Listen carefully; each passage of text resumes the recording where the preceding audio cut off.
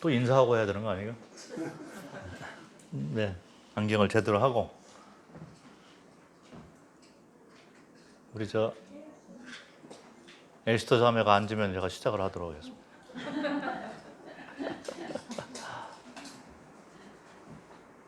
자, 안녕하세요. 자, 이 두 번째 시간을 갖도록 하겠습니다.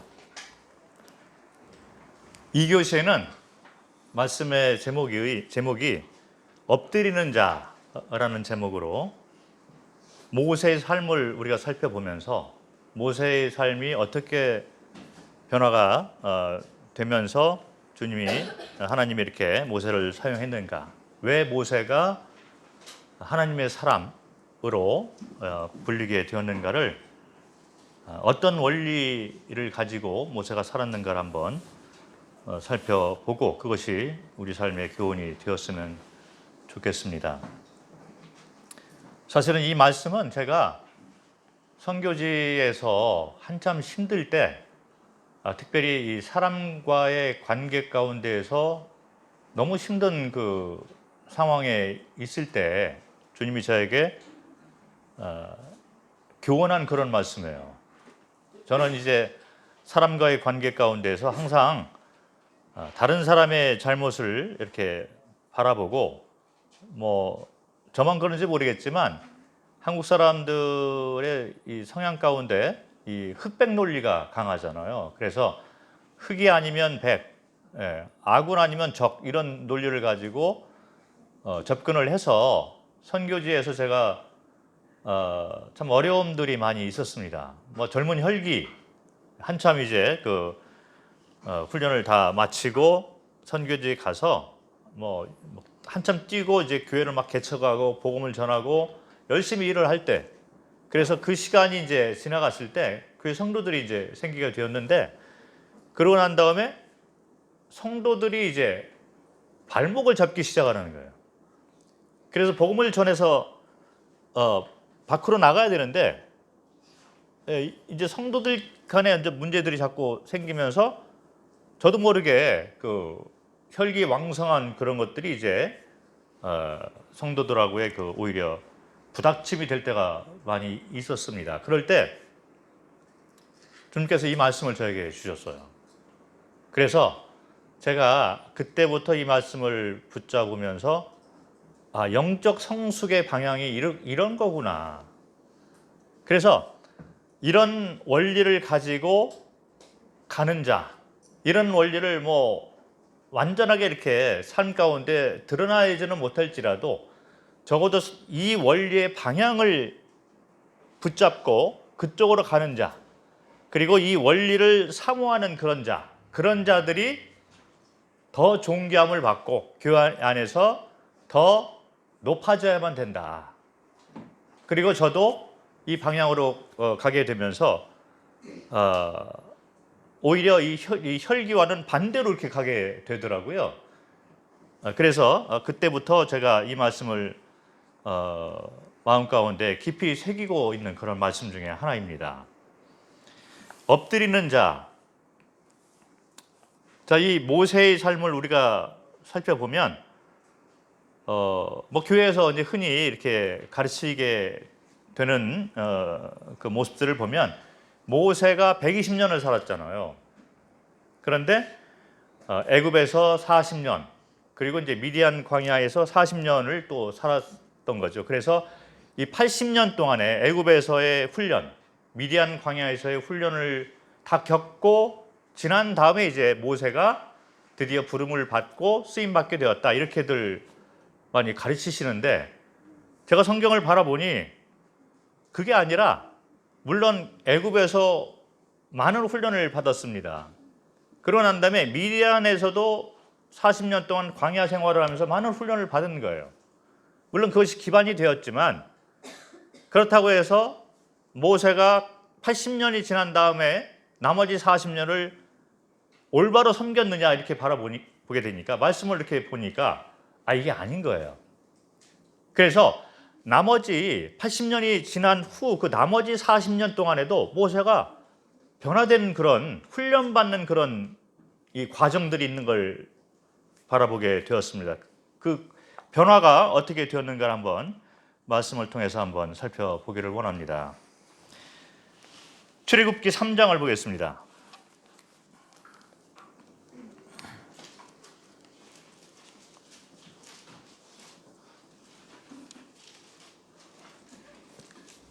출애굽기 3장 4절부터 6절 말씀. 자, 이제 애굽의 40년 그리고 미디안의 40년을 지난 후에 마침내 이제 하나님께서 모세를 부르시는 그런 장면이죠. 그래서 출애굽기 3장 4절부터 읽겠습니다. 여호와께서 그가 보려고 돌이켜 오는 것을 보신지라 하나님이 떨기나무 가운데서 그를 불러 이르시되 모세야 모세야 하시매 그가 이르되 내가 여기 있나이다. 하나님이 이르시되 이리로 가까이 오지 말라. 내가 선 곳은 거룩한 땅이니 내 발에서 신을 벗으라. 또 이르시되 나는 너희 조상의 하나님이니 아브라함의 하나님, 이삭의 하나님, 야곱의 하나님이라. 모세가 하나님 배우기를 두려워하여 얼굴을 가리매. 자, 하나님이 모세를 처음 부르시는 그런 장면이잖아요. 떨기나무 가운데서 이제 모세를 불렀는데 이때 모세의 반응을 보면 6절 마지막 부분에 보면 모세가 하나님 배우기를 두려워하여 얼굴을 가리매 이렇게 나와 있습니다. 이게 첫 번째 모세의 하나님을 대면하는 모습이에요. 그래서 애굽에서 40년, 미디안에서 40년을 지나고 난 후의 모습이거든요. 그런데 하나님을 이렇게 뵙게 되니까 두려워해서 얼굴을 가렸다 이렇게 성경은 말을 하고 있습니다. 제 생각 같아서는 하나님을 잘 알고 잘 배운 사람 같으면 하나님 앞에서 바짝 엎드려 줘야 되지 않을까 이런 생각이 들었습니다. 그런데 얼굴을 가리고 아마도 모세는 애굽에서 왕자의 생활을 하면서 남 앞에서 엎드리는 법에 대해서 잘 못 배웠는지도 몰라요. 어쨌든 여기 나와 있는 말씀 그대로 보면 처음 하나님을 대면할 때 모세의 모습은 훈련을 다 받았음에도 불구하고 여전히 하나님을 두려워하고 하나님 앞에서 얼굴을 가리는 정도로 하나님을 대면한 것을 볼 수가 있습니다. 그리고 그 다음의 모습을 이렇게 보면 하나님과의 이 관계 가운데서 이 티격태격하는 모습을 볼 수가 있잖아요. 자, 80년을 훈련을 받았는데도 불구하고 하나님이 쓰시려고 하는데 이게 쓴뿌리가 많이 남아있는 거예요. 뭔지 모르게 하나님 말대로 잘 순종을 안 하고 이 불평이 많고 의문점도 많고 자꾸 질문하는 거죠. 말씀을 보겠습니다. 3장 11절 말씀을 보겠습니다. 모세가 하나님께 아뢰되 내가 누구이기에 바로에게 가며 이스라엘 자손을 애굽에서 인도하여 내리이까. 자, 가라고 했으면 잘 배운 사람 같으면 순종해서 갔겠죠. 그런데 이제 질문이 있는 거예요. 내가 누구냐? 어떻게 애굽에서 내가 이스라엘 백성을 이끌어냅니까? 자, 그리고 4장 1절을 보겠습니다. 모세가 대답하여 이르되 그러나 그들이 나를 믿지 아니하며 내 말을 듣지 아니하고 이르기를 여호와께서 내게 나타나지 아니하셨다 하리이다. 자, 자기 생각이 있는 거잖아요. 하나님이 함께하고 너를 보내서 이스라엘 백성들을 이끌어내겠다 말했는데 모세가 자기 생각이 있는 거예요. 내가 누구이기에 나를 보냅니까? 내가 가서 말해도 그들이 나오겠습니까? 자, 훈련이 필요한 자가 되는 거죠. 4장 10절을 보겠습니다. 모세가 여호와께 아뢰되 오 주여 나는 본래 말을 잘하지 못하는 자니이다. 주께서 주의 종에게 명령하신 후에도 역시 그러하니 나는 입이 뻣뻣하고 혀가 둔한 자이다. 자, 하나님보다 자기 자신을 자기가 더 잘 알고 있다 이렇게 얘기를 하고 있잖아요. 나는 말도 못한데 근데 왜 나를 보냅니까? 13절을 보겠습니다. 4장 13절. 모세가 이르되 오 주여 보낼 만한 자를 보내소서. 자기는 안 가겠다. 자격이 없습니다. 나는.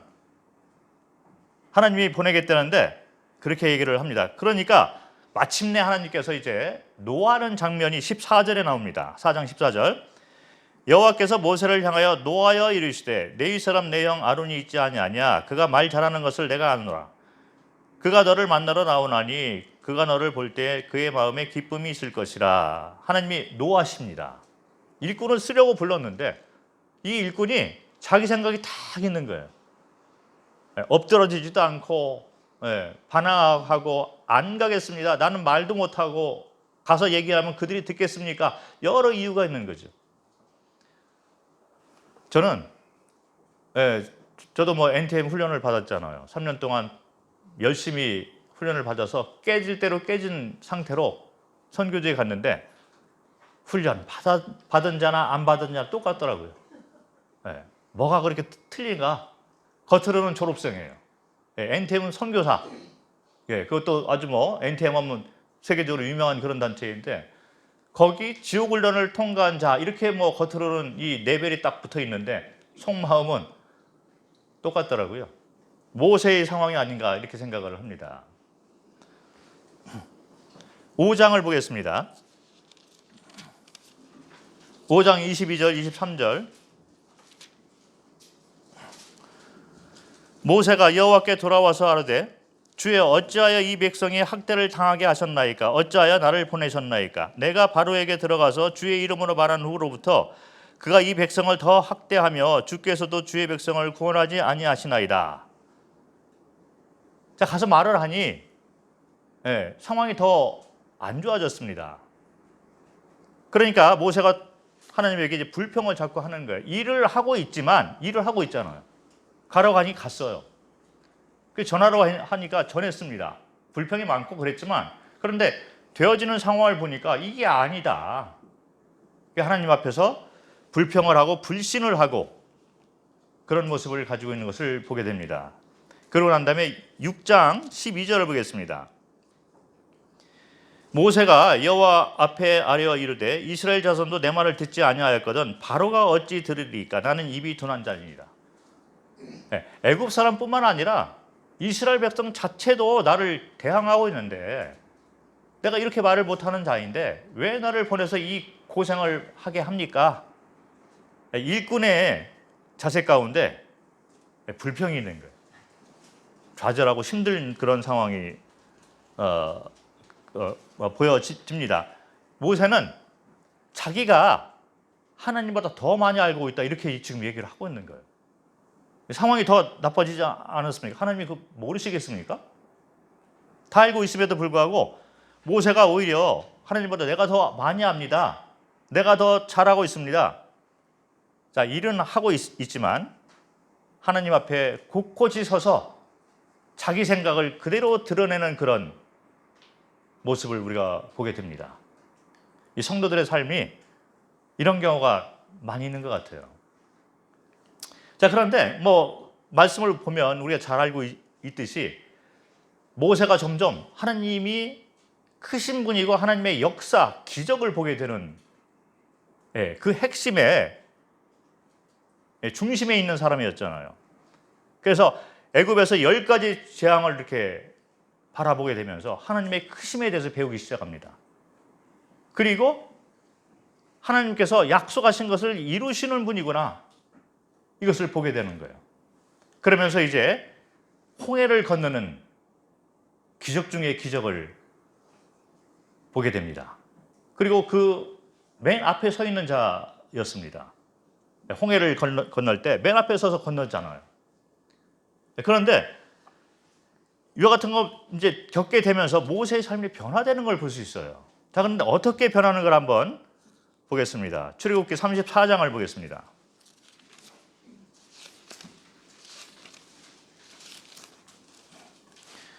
출애굽기 34장 6절, 8절, 9절을 읽도록 하겠습니다. 6절. 여호와께서 그의 앞으로 지나시며 선포하시되 여호와라 여호와라 자비롭고 은혜롭고 노하기를 더디하고 인자와 진실이 많은 하나님이라. 8절. 모세가 급히 땅에 엎드려 경배하며 이르되 9절. 주여 내가 주께 은총을 입었거든 원하건대 주는 우리와 동행하옵소서. 이는 목이 뻣뻣한 백성이니이다. 우리의 악과 죄를 사하시고 우리를 주의 기업으로 삼으소서. 8절에 보면 여호와가 이렇게 지나가니까 모세가 급히 땅에 엎드려 경배한 모습으로 변화되는 걸 볼 수 있습니다. 자, 이후부터 모세는 계속적으로 나오는 그 모세의 삶의 형태가 뭐냐면 여호와 앞에서 엎드리는 자가 되는 거예요. 첫 번째, 처음에 여호와께서 모세를 불렀을 때는 모세가 두려워하고 꼿꼿한 자세를 가지고 있었어요. 그러니까 하나님 앞에 이렇게 서서 고개만 돌리고 보지 않으려고 하고 그런 자세로서 이렇게 일을 하긴 하는데 불평과 자기 생각이 꽉 차 있었던 거죠. 그러고 있다가 기적과 홍해의 건넌 이런 것을 이렇게 겪게 되면서 모세의 삶이 변화가 되는데 어떤 방향으로 변화가 되냐면 하나님 앞에 엎드리는 자가 되기 시작하는 거예요. 이 방향으로 우리가 가야 되는 거죠. 제가 선교지에서 일을 하면서 열심히 뛰어다녔습니다. 초창기에 복음을 전하려고 길거리에서 보내는 시간이 너무 많았어요. 열심히 뛰어서 한 사람이라도 구원받게 하기 위해서 한 6시간 걸리는 그런 장소에 복음을 듣고 싶어하는 자가 있다. 그래서 제가 성도들을 데리고 매주 집회를 마치고 점심을 먹고 6시간을 차를 타고 갔어요. 밤에 전도 집회를 하고 6시간을 또 왔습니다. 매주 그렇게 해서 1년 정도 하니까 교회가 생기더라고요. 열심히 뛰어다녔어요. 그런데 성도들이 구원받고 이제 많아지게 되니까 그 성도들이 다툼이 일어나고 문제를 자꾸 일으키게 되면서 나도 똑같이 모세의 처음 형태처럼 같이 이렇게 하게 된 제 모습을 바라보게 되었는데 그때 모세의 삶의 변화가 말씀 가운데 제 마음을 강타했습니다. 엎드리는 자가 되자. 그래서 이제부터는 내 생각대로 하지 아니하고 하나님이 주인이시고 하나님이 나를 이끄시는 그 걸음걸음마다 내가 가는 것이다. 그래서 내 지혜와 내 능력을 의지해서 하는 것이 아니라 하나님 앞에 바짝 엎드리는 것부터 시작을 하자. 그래서 제가 말씀을 그때부터 아침마다 먼 길 가는 것보다 아침에는 하나님과의 관계 가운데서 내가 하나님 앞에 엎드리는 그런 삶을 살아야 되겠다. 근데 그게 맞은 것 같습니다. 너무나 귀한 시간들을 제가 가졌고 그래서 어떤 일 중심보다는 하나님하고의 관계 가운데서 제가 삶이 변화되기 시작을 했습니다. 그래서 하나님 앞에서 이제 엎드리는 자가 이렇게 되었어요. 그러다 보니까 내 능력이나 어떤 지혜를 가지고 이렇게 일을 할 때는 이것이 잘 안 될 때는 좌절도 많이 하고 또 불평도 많이 하고 또 성도들을 향해서 원망의 소리도 많이 하고 그렇게 했었는데 하나님을 바라보게 되고 하나님 앞에 엎드리는 그런 삶의 모습으로 이렇게 방향을 잡으면서부터는 천천히 갈지라도 일 중심보다는 하나님과의 관계 중심으로 이렇게 삶이 변화가 되었습니다. 그런데 우리는 대부분 거기서 또 끝나요. 어떤 분들이 말씀하시기를 나는 하나님을 잘 섬기고 있어. 그래서 다른 성도들이 나를 어떻게 볼지라도 나는 매일같이 하나님을 향해서 기도하고 말씀을 대하고 하나님과의 깊은 관계 가운데서 내가 살아가고 있기 때문에 나한테 뭐라고 그러지 마.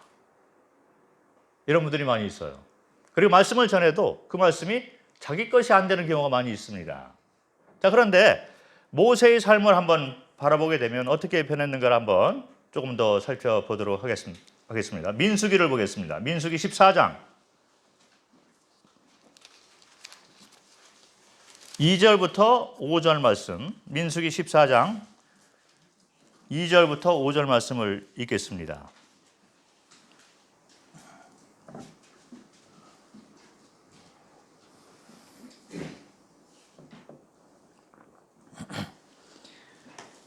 14장 2절. 이스라엘 자손이 다 모세와 아론을 원망하며 온 회중이 그들에게 이르되 우리가 애굽 땅에서 죽었거나 이 광야에서 죽었으면 좋았을 것을 어찌하여 여호와가 우리를 그 땅으로 인도하여 칼에 쓰러지게 하려 하는가. 우리 처자가 사로잡히리니 애굽으로 돌아가는 것이 낫지 아니하리야. 4절. 이에 서로 말하되 우리가 한 지휘관을 세우고 애굽으로 돌아가자 하며 모세와 아론이 이스라엘 자손의 온 회중 앞에서 엎드린지라. 자, 여기 또 엎드리는 모습이 나옵니다. 그런데 이게 하나님 앞에서 엎드리는 것에서 끝나는 것이 아니라 사람 앞에서도 엎드리기 시작한다는 거예요. 자, 우리는 이 방향으로 가야 돼요. 많은 분들이 내가 하나님을 사랑하기 때문에, 나는 하나님을 통해서 하나님의 은혜로 구원받은 자이기 때문에 하나님 앞에서는 나는 엎드릴 수 있어. 그런데 저 성도 앞에서는 내가 엎드리지 못해. 내가 사람 앞에서 왜 엎드려야 돼? 이런 분들이 많아요. 자, 이런 분들은 여전히 자기가 선과 악의 기준을 정하는 재판장이 되어 살아가고 있는 거예요. 주인의 마음은 그것이 아닙니다. 이 모세가 왜 하나님의 사람이 되었냐 하면은, 왜 쓰임받은 자가 되었냐 하면, 이렇게 삶이 변화된 삶이 되기 때문에 하나님이 그 모세를 사용할 수가 있다는 거죠. 모세가 처음부터 80년 동안 훈련받아서 그때부터 이제 준비가 되었기 때문에 쓰셨다? 말씀에 그렇게 나와 있지 않습니다. 처음에 부름받았을 때 꼿꼿한 모습을 가지고 있다가 하나님이 어떠하시고, 하나님의 어떤 분이시고, 어떤 기적을 행하시고, 약속을 어떻게 이행하시고, 이 모든 것을 바라보면서 모세가 변화가 되기 시작하는데 하나님 앞에 엎드려지게 되는 거예요.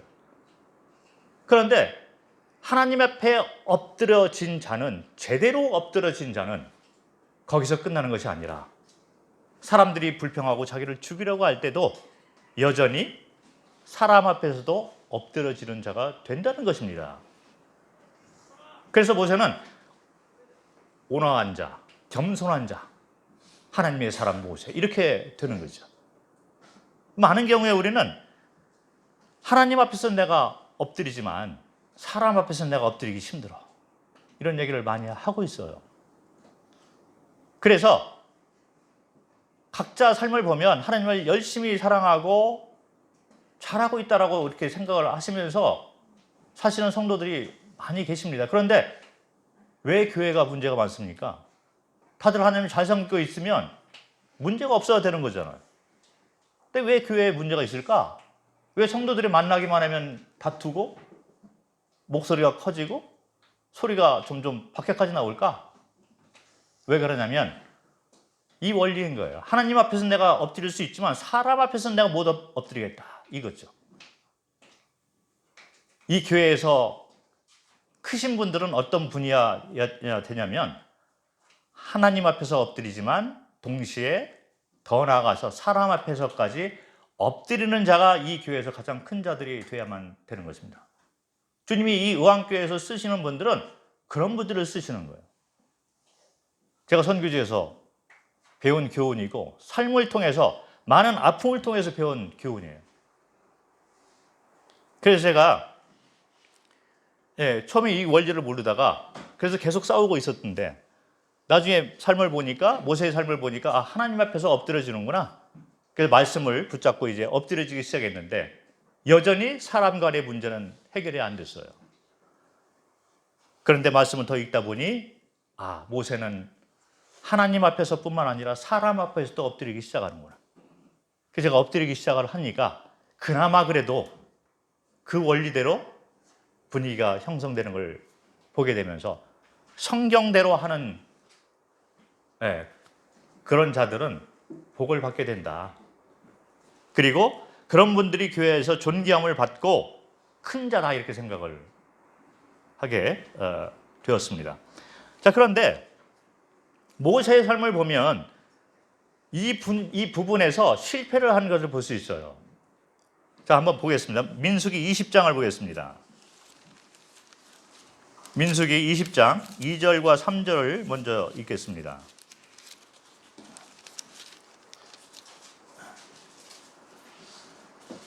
20장 2절 회중이 물이 없으므로 모세와 아론에게로 모여드니라. 백성이 모세와 다투어 말하여 이르되 우리 형제들이 여호와 앞에서 죽을 때 우리도 죽었더라면 좋을 뻔하였도다.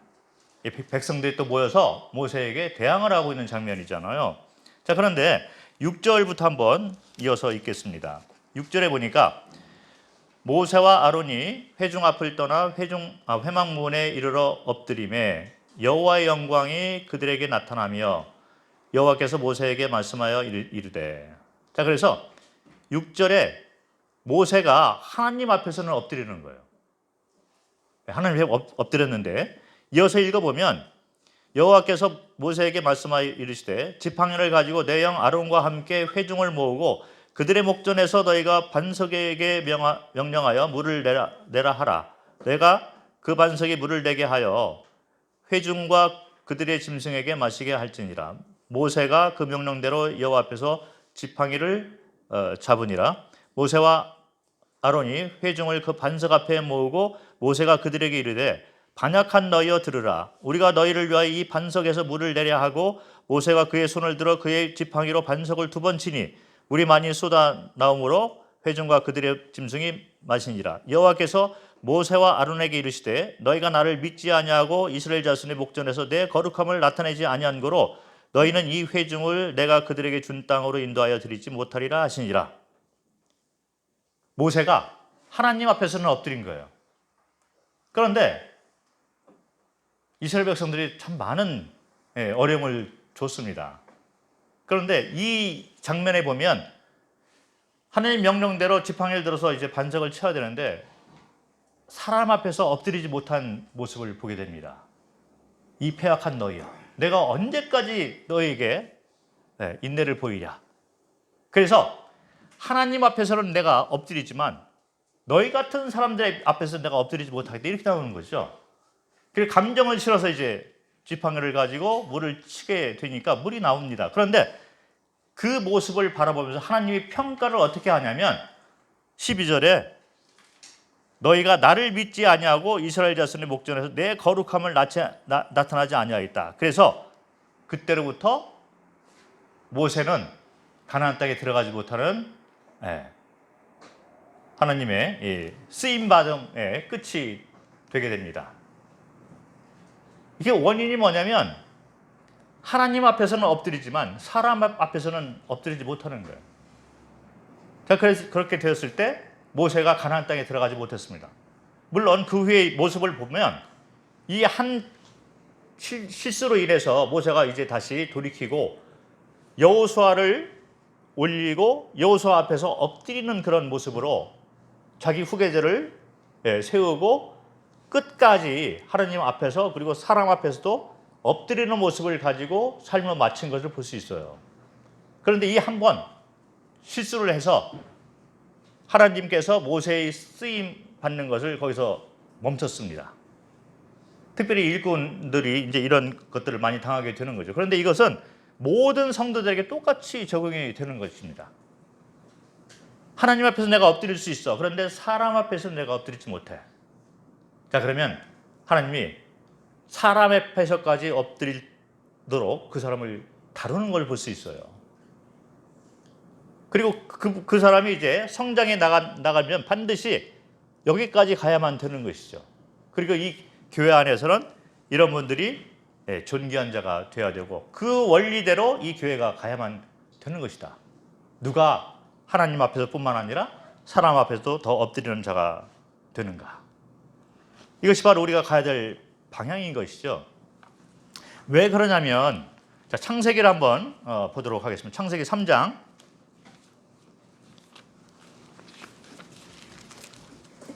잘 아는 그런 말씀이잖아요. 뱀이 사람을 유혹하는 그런 타락을 하게 되는 그런 장면인데 이게 사탄이 사용하는 전략이 됩니다. 창세기 3장 5절을 보겠습니다. 너희가 그것을 먹는 날에는 너희 눈이 밝아져 하나님과 같이 되어 선악을 알 줄 하나님이 아심이라.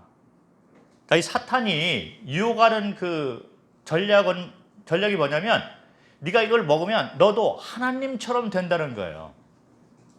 하나님이 인간에게 원하시는 것은 하나님 앞에 엎드려라. 내가 왕이고 내가 주인이고 내가 재판장이다.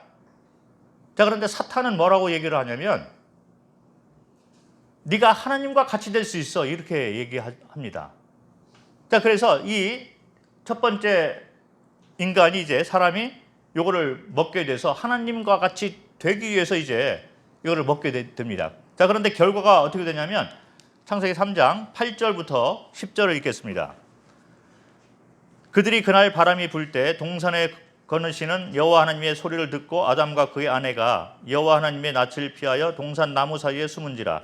여호와 하나님이 아담을 부르시며 그에게 이르시되 내가 어디 있느냐 이르되 내가 동산에서 하나님의 소리를 듣고 내가 벗었으므로 두려워하여 숨었나이다.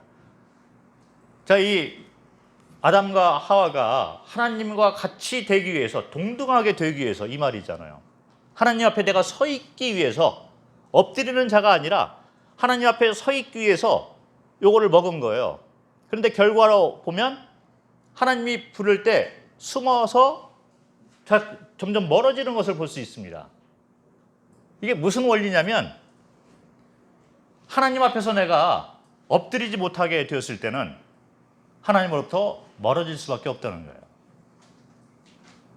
자, 이 원리를 우리가 생각을 해야 됩니다. 그런데 이게 각 성도와 하나님과의 관계에서만 해당이 되는 거냐? 그렇지 않습니다.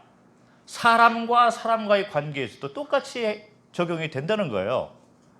내가 이 성도 앞에서 내가 엎드리지 못하겠어. 하나님 앞에서 내가 엎드리는데 성도들 앞에서 내가 엎드리지 못하겠어. 자, 그러면 내가 꼿꼿이 서 있거나 아니면 이 성도가 내 앞에 와서 엎드려지기를 원해. 그러면 결과가 어떻게 되냐면 나와 이 성도의 관계는 멀어지게 된다는 거예요. 이게 결론이 됩니다. 우리 모습을 보면 다 그렇게 되고 있는 거예요.